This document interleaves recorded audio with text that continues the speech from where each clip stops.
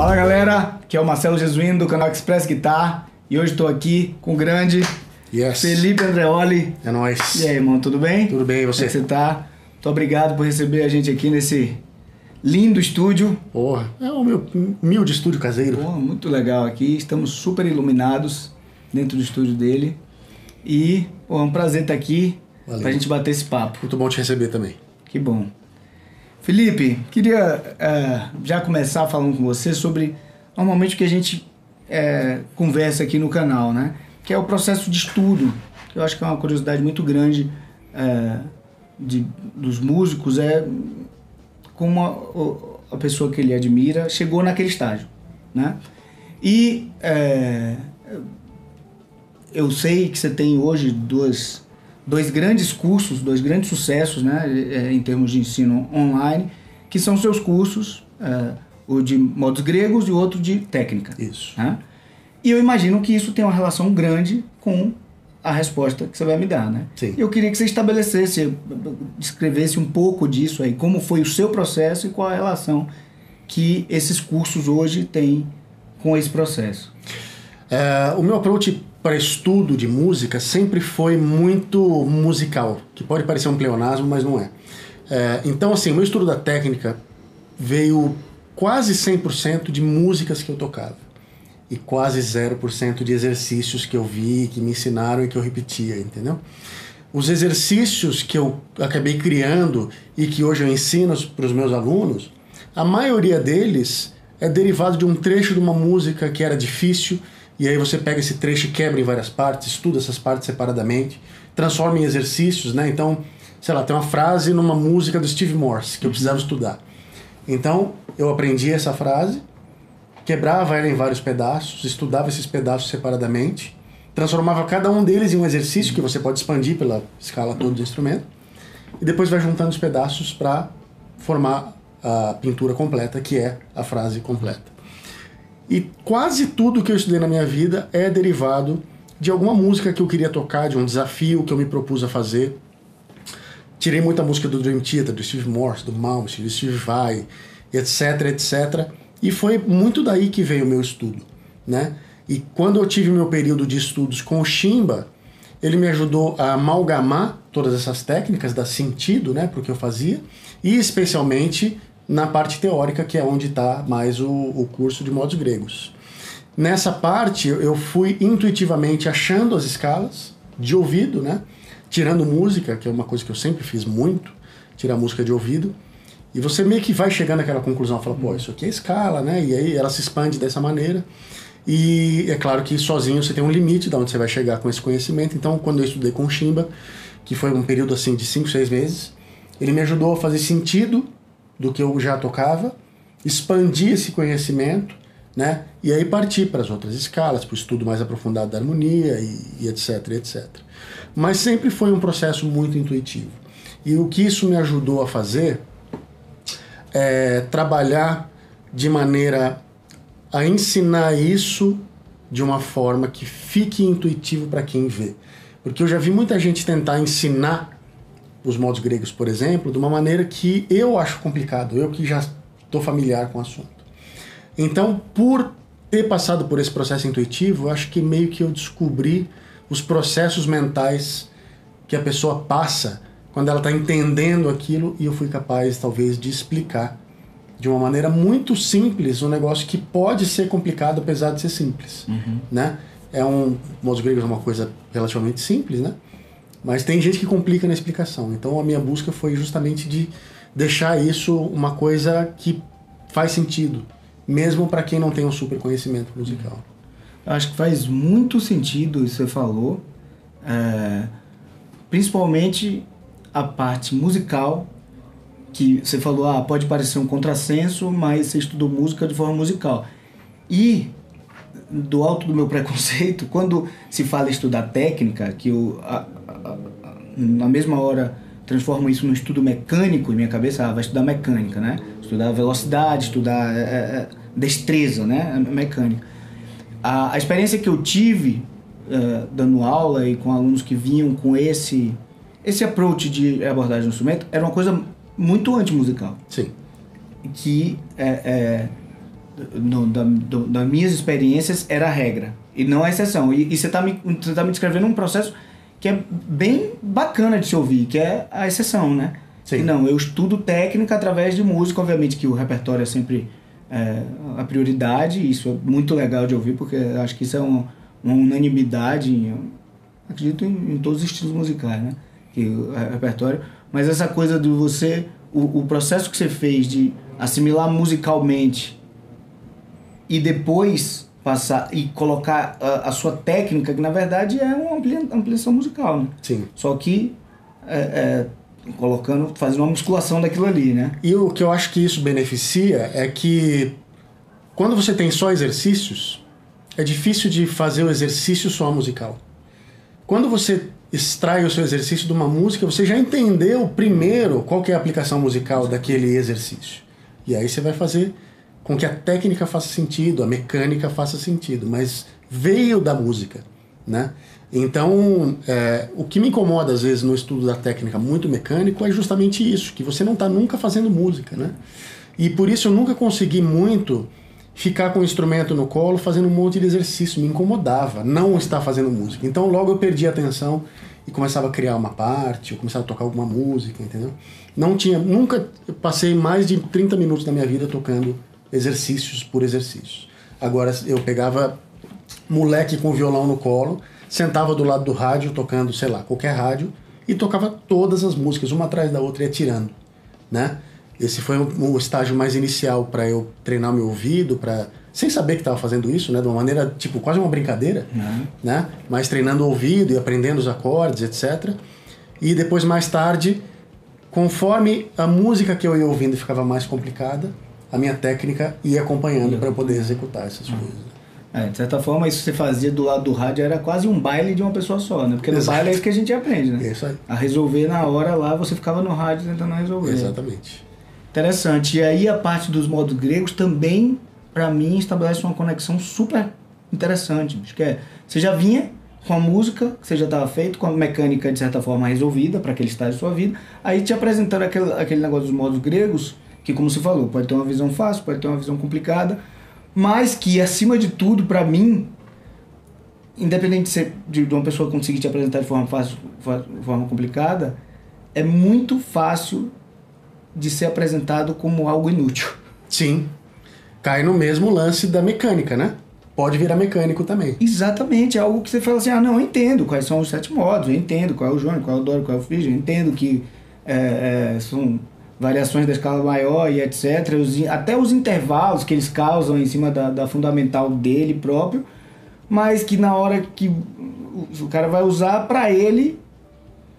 e eu digo isso porque adolescente, pra mim, era essa sensação. Pra mim não fazia a menor sensação. Diga, tudo bem, o baixo vai estar tocando em Ré, vai estar tocando em Dó, vai estar tocando em Mi, eu vou estar tocando as mesmas notas brancas lá.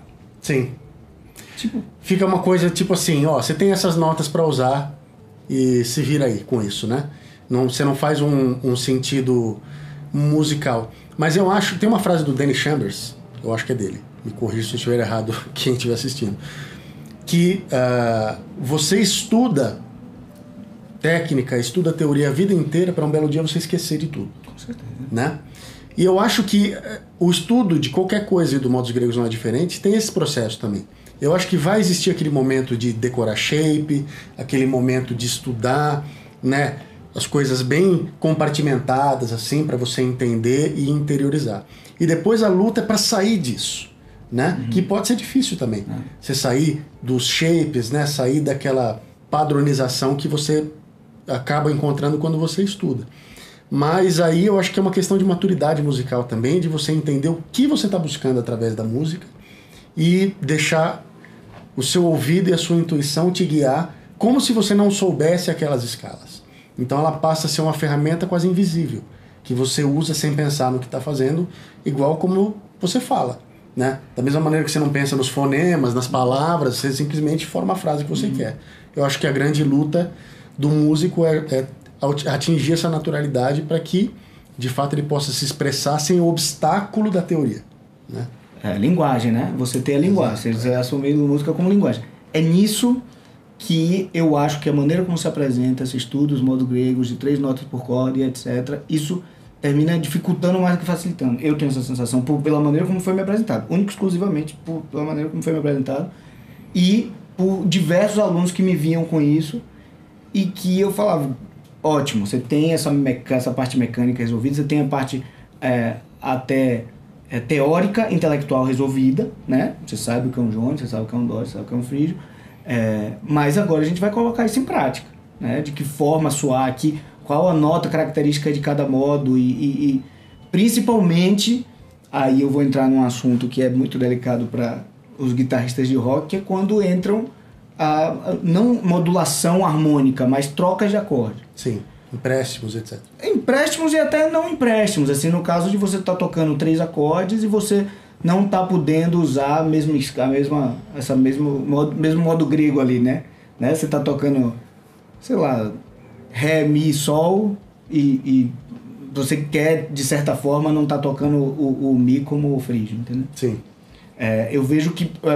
aí eu tenho uma teoria que eu acho que para os baixistas, esse mundo ele é apresentado, o mundo de tal sensação harmônica dura tanto tempo, essa sensação harmônica tá durando agora, tá durando Ré, agora tá durando Mi. Ela é mais apresentada muito mais cedo e talvez com muito mais frequência, porque muitos guitarristas passam a vida toda sem ter essa noção, do que pro guitarrista. Você já tem uma noção harmônica, você já tem... até pelo papel intrínseco do baixo na música, que é diferente. Eu acho que isso varia muito de quem aprende, né? Eu acho que tem pessoas que podem ficar presos no lance dos shapes e no lance de tipo, essa tonalidade é X e não importa o que aconteça dentro dessa tonalidade, você vai tocar esse escala, né? E tem pessoas que aproveitam esse conhecimento e passam a ser fluentes e musicais e criativos, mesmo dentro do mesmo molde. E eu não sei se existe um método ideal, né, de você ensinar isso de uma forma que fique mais intuitiva e etc. O que eu sei é que a maneira que eu encontrei de ensinar acaba acendendo uma lâmpada na cabeça do cara e falar, agora entendi. Entendeu? Agora, eu acho que é uma fase necessária, essa fase inicial de você ficar preso e depois a busca é se soltar. É assim que eu vejo, né? E no meu caso, foi meio que no meio da minha trajetória que eu fiz sentido dos modos gregos, sabia que eles existiam, sabia qual era o nome e que cada um tinha uma característica e analisava os intervalos de cada um deles, né? Mas isso já estava, como você falou, resolvido na minha cabeça a função, na verdade, né? A função. Então, a minha busca sempre foi pelo som. E aí o shape era meio que um acessório, né? Entendi. Porque eu sinto que isso, de certa forma, para o baixista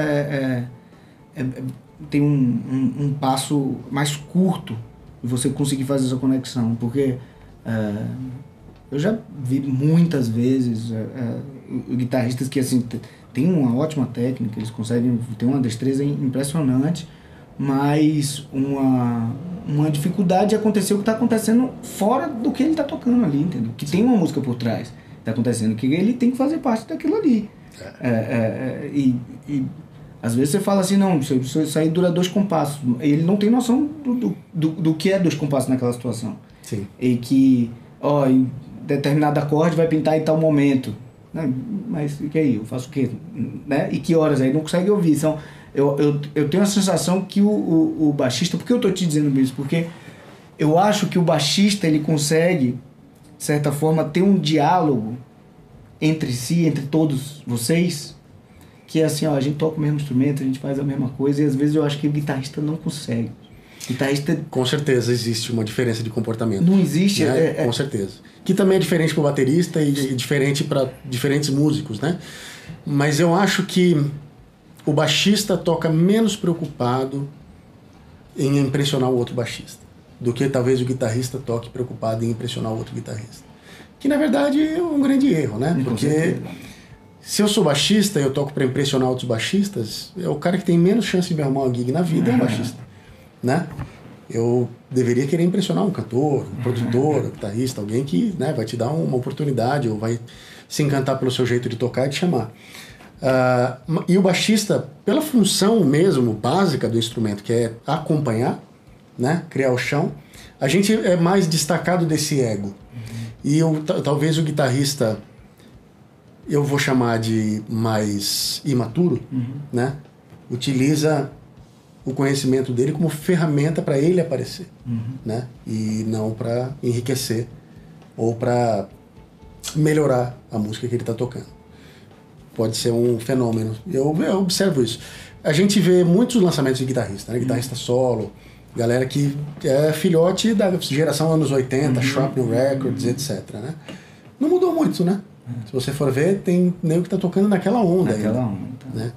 E aí você ouve bem isso que você tá falando, né? Do cara tá preso em determinados padrões e a música tá acontecendo e ele não tá, né? Muitas vezes interagindo como poderia com aquela música. Eu presenciei recentemente num evento grande que a gente foi, tinha grandes guitarristas lá subindo no palco para fazer, apresentar, e são umas coisas simples não, você toca 2 compassos, pode ser em Dó maior e 2 compassos em Ré maior, né? Fica, de certa forma, modulando, tocando essas duas, e assim, era 95% dos, sei lá, 35 caras que subiram não conseguiam essa transição.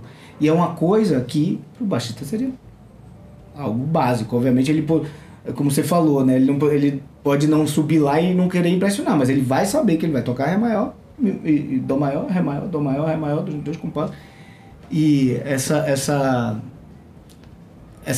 toda essa transição que você conseguiu fazer, eu acho que como eu falei, o passo termina sendo mais curto. Quando o guitarrista ele termina se afastando demais dessa coisa da teoria para conseguir fazer a música, entendeu? Sim. E eu tava falando com o Júlio agora no carro, eu me lembro uma vez que eu vi uma entrevista sua numa revista e uma frase que me chamou a atenção. Você até vai me dizer quantos anos tem essa entrevista, que a gente nem se conhecia com certeza. E você falava alguma coisa assim, era a chamada da entrevista, era: em uma vida só não dá para você ter a técnica do Billy Sheehan, o senso harmônico do Victor Uten, as linhas melódicas de não sei quem. Você lembra disso? Na verdade, não. Não? E eu achei muito legal isso, bicho, porque você fala, cara, o cara tem uma noção muito ampla, que tipo, eu tenho isso aqui para resolver. Não vai dar tempo, mas eu tô nesse caminho. Sim. Tenho que resolver aqui, tenho que resolver aqui, tenho que resolver aqui. Essas são minhas referências. Me chamou muita atenção. Infelizmente você não lembra, mas eu queria... Você tem uma visão hoje disso? Mas é claro, né? Porque eu acho que quando você está buscando o teu espaço e buscando, né, ser reconhecido, e no meu caso, a minha ânsia qual que era? Falou, porra, eu sou um baixista de rock, eu não tenho como negar isso. Mas eu adoro o fusion. Eu adoro improvisar, eu gosto de tocar groove, eu gosto de new age, eu gosto de pop, mas não dá pra você ser tudo, né?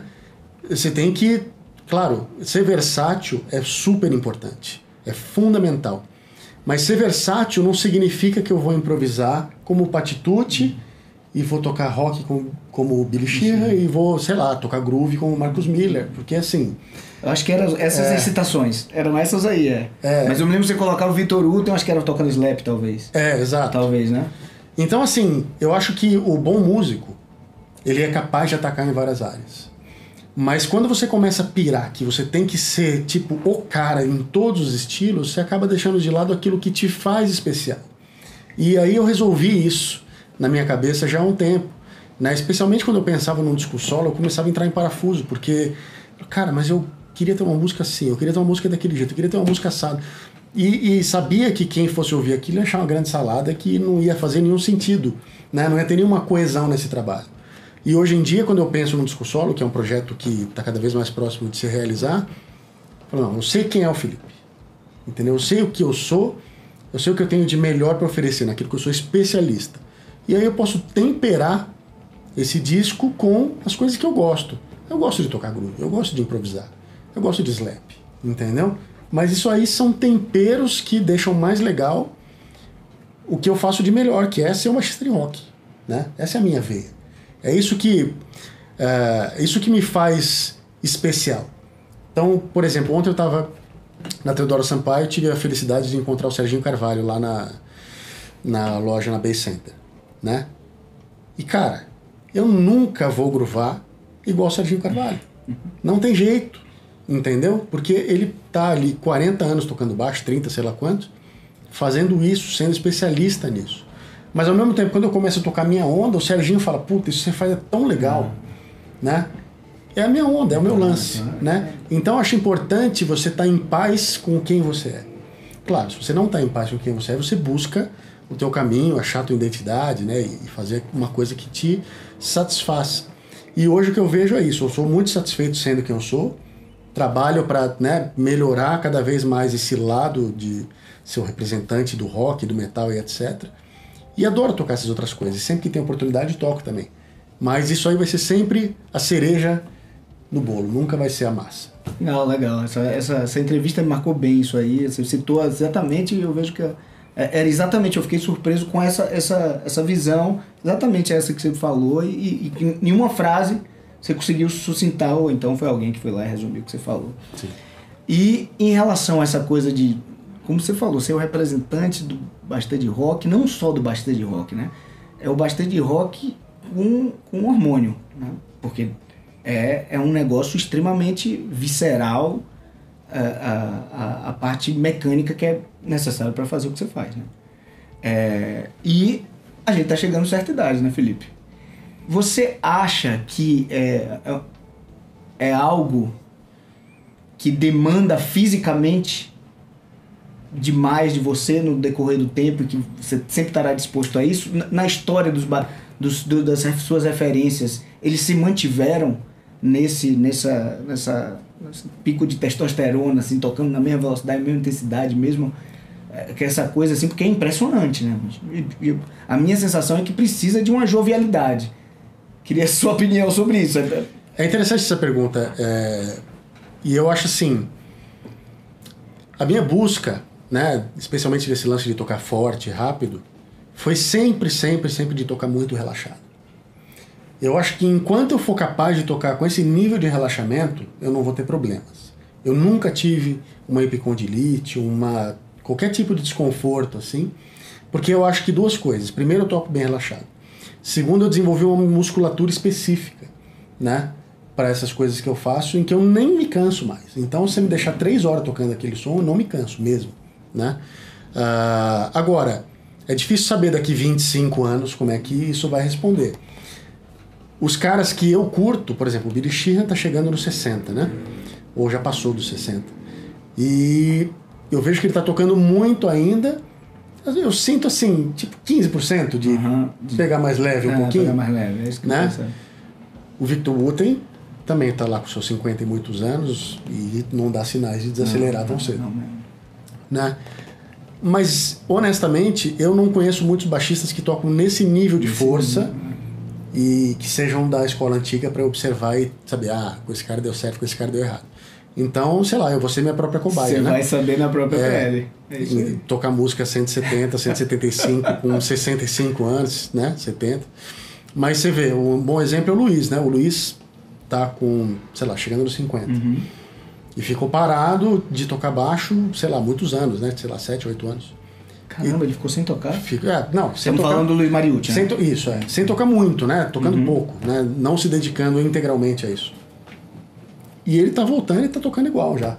Né? Ele voltou, se colocou em forma de novo, estudou, e já não vejo diferença de quando ele meio que colocou o pé no freio lá atrás. Mas é um cara que tá super em forma, um cara que luta Muay Thai, etc.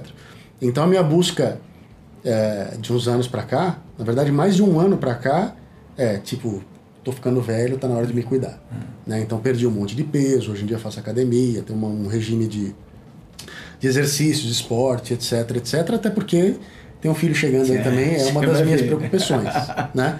Eu não quero ser o cara que daqui uns anos vai, tipo, levantar para pegar um pote de leite no armário e travar o ombro e ter que ir pro hospital. Então eu tô me cuidando para isso também, né? E eu acho que quanto melhor fisicamente eu tiver, mais fácil vai ser ter uma longevidade dentro desse estilo que sim, demanda muito. Pois é. Né? Demanda muito mesmo. Mas assim, também não vejo nenhum problema se eu tocar um pouco menos forte do que eu toco, sabe assim, tirar um pouco a mão, usar um instrumento mais leve, de repente. O próprio baixista do Dream Theater, né, o John Mayang, hoje em dia ele usa um instrumento que, em vez de ser um braço de 6 cordas, é um braço de 5 cordas com 6 cordas. Então as cordas são muito mais próximas. Demanda menos dos tendões, né? Exato, estressa menos a musculatura da mão e etc. Então você vê que sim, o cara já está sentindo, né, uma dificuldade maior de fazer o que ele fazia com um Yamaha desse tamanho aqui, parecia um remo. Parecia um remo. Né? Então, pode ser. E eu, sinceramente, não vou ficar bolado se isso um dia acontecer. Deu tipo, tô me cansando muito, vou fazer algum ajuste, vou usar corda mais leve ou qualquer coisa do tipo. Assim. Isso aí, então você vai ser sua própria cobaia. Exato. Então, estaremos lá para ver. Tomara. Felipe, obrigado, meu irmão. Valeu, velhinho. Valeu. Obrigado pelo papo. papo. Bom pra caramba. Papo legal pra caramba. É nóis. É isso aí, galera. Até a próxima.